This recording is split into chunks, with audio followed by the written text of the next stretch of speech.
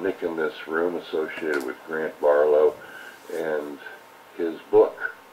So without further ado, if he's listening, which I'm sure he is, here he is.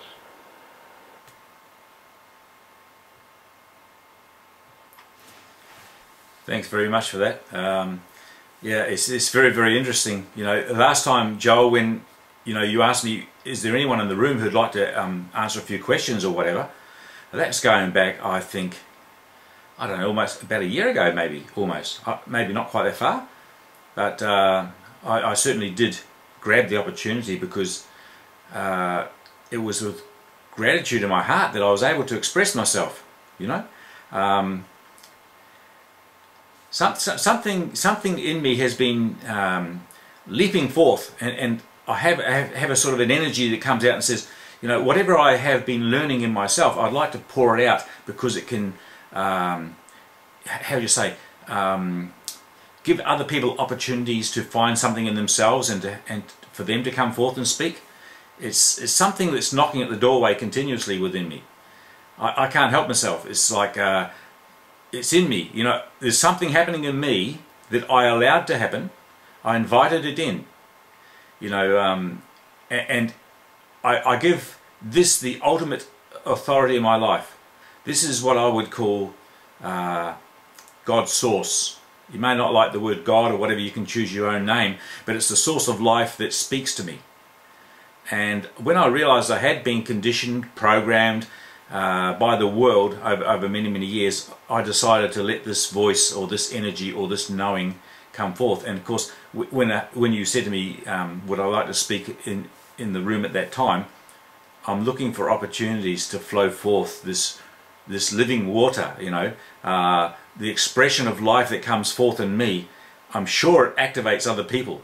I'm sure it maybe even conflicts with other people.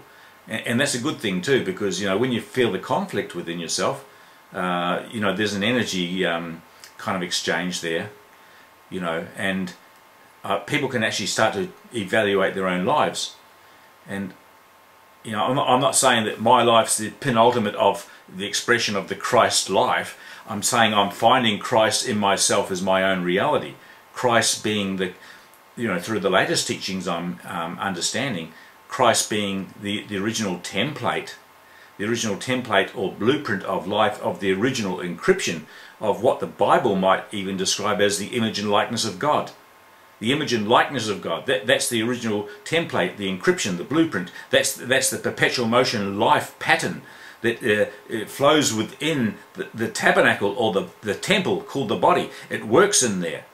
And of course all the other shutdowns of this world have controlled that blueprint into oblivion, and they're running their own agendas through your own temple, you see.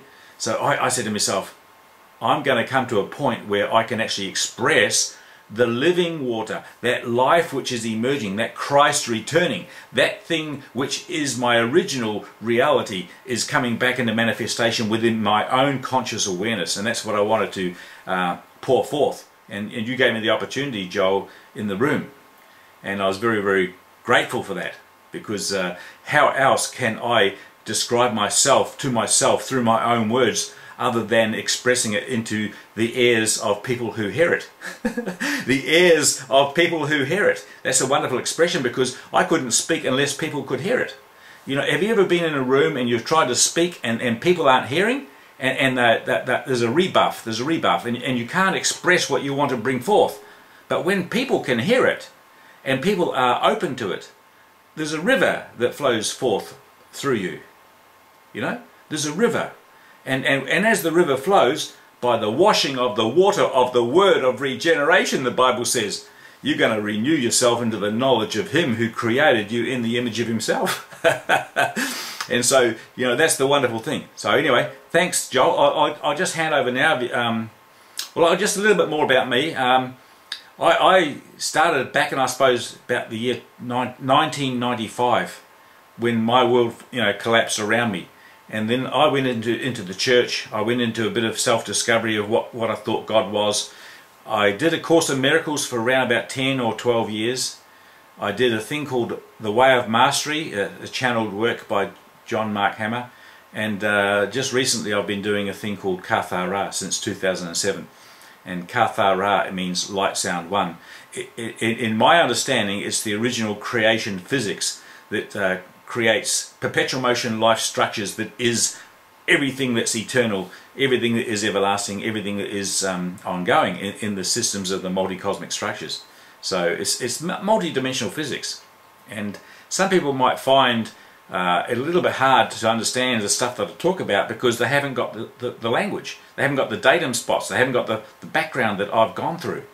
And so I can understand where people are. They say, I can't connect the dots. People have got a religious background, they've got biblical background, they've got some sort of a background there, and they can't quite see where I'm coming from. But nevertheless, I must pour it forth. I must bring it out, because I'm teaching it to myself. Everything I say and hear from the Father, I say the Father, but it could be any other word you want to say about your own multi-dimensional structure of consciousness that exists above you as your original stations of consciousness of your creation. We've been shut down from that original encryption and that original flow. We've been shut down and we've been controlled by the controlling machinations of this earth that bind us here. You know, prison planet. You know, we're held in the bondage of captivity here. And we've been shut down by programming of many styles. But our original, authentic, you know, self-identity as the Christ of God, you know, we have fallen from the knowledge of the glory of God, you know. We have fallen from the knowledge of the glory of God. We've been shut down. We've lost touch with it. You know, and I was determined within myself to find it for myself. And if I can find it myself and flow forth, well, then the quickening comes to those who can hear it. Okay? So hand over the mic there, Joel. Do you want to come up again and just ask, anyone wants to ask a question or something or other? More than willing to speak on what I know. Speak on what I know. So hand over the mic.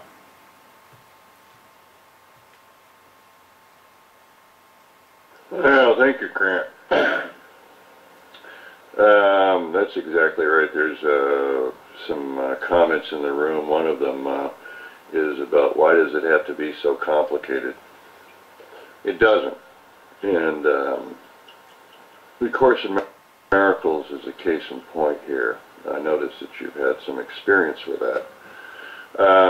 Let's touch base again with what I was talking about when I introduced this, and that is that the Course in Miracles essentially is a book, and it's using symbols. This is the one thing you need to understand here. You're trying to understand something through symbols. If you were to come across some inscription somewhere, you'd have to decipher it, wouldn't you? If you didn't know the symbols. You'd first have to decipher it. You have to find out what each symbol meant.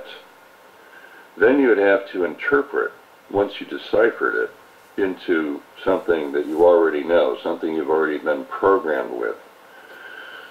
Then you'd have to have an interpreter to interpret the symbols. Well, that is the process of the world, you see. So when it comes to talking to somebody, you need to get on the same wavelength.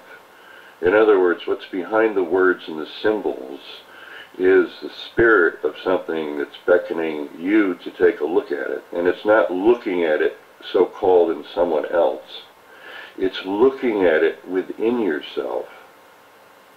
In other words, the ways of the world projects the idea that someone else is out there, that someone else is speaking. What you're hearing is yourself offering symbols, stories, which is what they are, pointing back to within yourself, within your own spirit. If you hang out in the world of words and symbols and programming, that's where you get the conflicts. I'm bigger, you're smaller, and vice versa. I'm better, you're worse. You're right. I'm wrong. I'm wrong. You're right. Debate, debate, debate. None of those things are wrong. That's what happens. But what I'm pointing to is all of this that seemingly is external is internal. Anything that you hear or see is an internal interpretation, and much of it is wrong. Those blockages that we've all been programmed and conditioned with need to be removed to move internally, not keep reinterpreting the externals as stories, and I don't agree with that. Like, you have to dot the I's and cross the T's. Essentially, all of the symbols, in my opinion, point toward the essence, or what is the spirit within, because that is where you want to hang out. If you hang out within the spirit, it doesn't matter what the hell somebody's saying, or how they're saying it, or what they're sharing.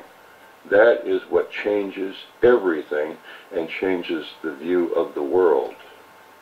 So let's try to, I introduced this whole segment that this is a new ballpark. This is Live Talk Radio, and this is for the serious-minded, not the bickering, not the challenging. The challenging is fine. If you have questions, we'll take them one at a time. And I'd like to have anyone feel free to raise their hand to ask a single question, not a debate, just like they do in the real world of talk shows. You'll be allowed, if you raise your hand, we will remove the dot for you. You get to ask your question. Then Grant will take the mic and answer your question, and when he's done answering, it will go back to me because I'm the moderator. Those are the rules right now. Okay? Everybody got it? How's that sound to you, Grant? Good. Any comments? Yeah, good.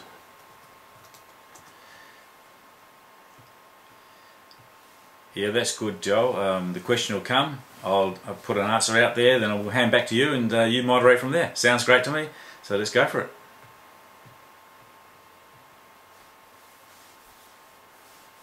All right, well, we had a question here. In fact, make a comment. Let's allow comments as well, but try to keep them fairly short. Let's go over to Scully Grissom, who basically was interested in what you were saying, because I could tell he was typing in the room quite a bit about it. Go ahead, Scully. Mike's yours. Hi guys, how you doing? All respect to everybody, but I'm just warming up here to do some weight training. If it's a prison, why is it utterly beautiful?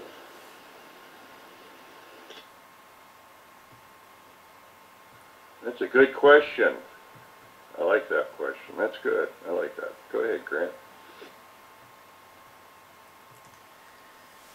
It's utterly beautiful because you've probably got a beautiful mind that can perceive much of the beauty that still remains here.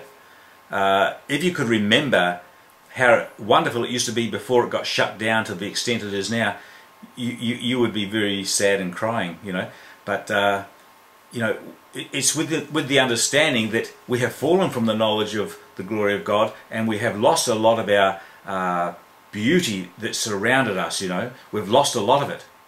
But you probably have a very high, how would you say, internally you probably have a high DNA resonance, and you can see things. Maybe you're a bit more wake up than some other people.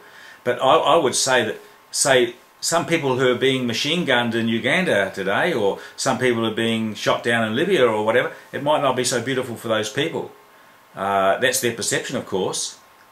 But, you know, overall, the final thing I'd like to say about it is, we as a vessel never used to age, decay and die, get sick. See, like for example, I have a bit of a pain in my hip, I have a bit of pain in my foot. I had polio as a child. I still have the effects of polio on my body. Every time I take a step I have pain. So my world is still beautiful in my perception, but my body is letting me down.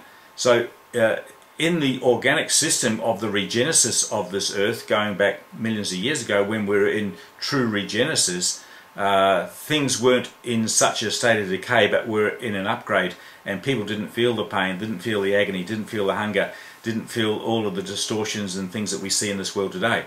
So you may see and perceive beauty, which is good, because I do too, but I'm also well aware of, you know, as a group of people in the earth, as a corporate body here, we do suffer. We do suffer. There is suffering going on in amongst, you know, the glimmers of beauty that we see here. So I'm going to hand over at that, and you might want to elaborate a bit more on that one.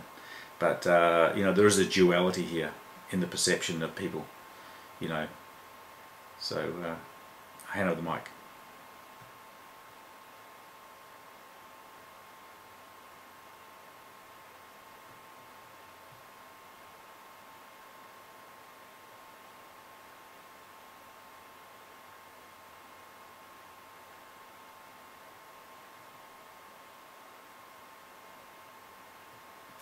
Okay, is anybody there? Can you guys hear me? Give me a 1 again. Give me a 1. Okay, you guys can hear me. Did you hear me speaking before when I locked on the mic or not? Did you hear me answer the question? Give me a 1 if you heard me answer the question, because maybe I had a bit of a technical glitch. Okay, come on up there, Live Talk Radio. Come on up again, because maybe we've got a technical glitch here.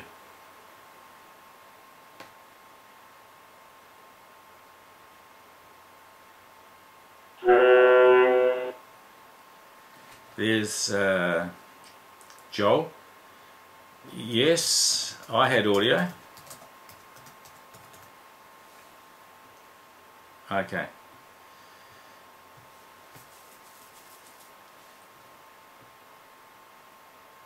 I'll hand over the mic.